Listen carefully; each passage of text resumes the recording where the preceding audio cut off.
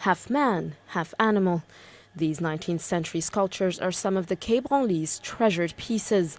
But as far as Benin is concerned, they were looted by France after its invasion in 1892, and they don't belong here. So should they be returned to their original home? President Macron seems to think so. In a historic move in Burkina Faso last year, he pledged to repatriate African art held in French museums within 5 years, much to the dismay of curators.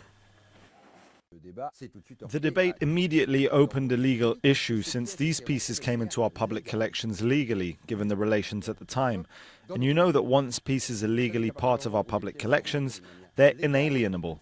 They cannot be returned to a so-called owner, who doesn't exist for these museums since these countries didn't exist at the time. Macron's announcement was welcome news for Abidjan's Museum of Civilizations, which estimates large amounts of Ivorian artifacts are currently held overseas. But for the director, the process mustn't be rushed. Il faut essayer de voir comment réunir toutes les conditions. We have to see how all the conditions can be met to receive these objects, which are in a certain condition and will be arriving in a different space. So should these items be returned right away?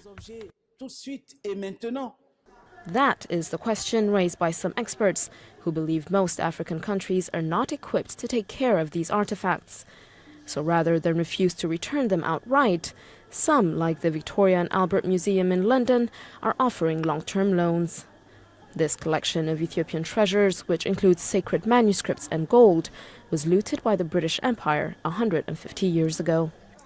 There are a lot of complexities surrounding their inclusion in the museum collection and their kind of legal status. So talking about a loan is perhaps the easier way of ensuring access to these collections.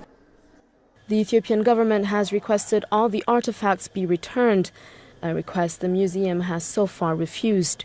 But it's keeping a close eye on developments in France, where a set of guidelines on how to start returning African art is expected as early as November.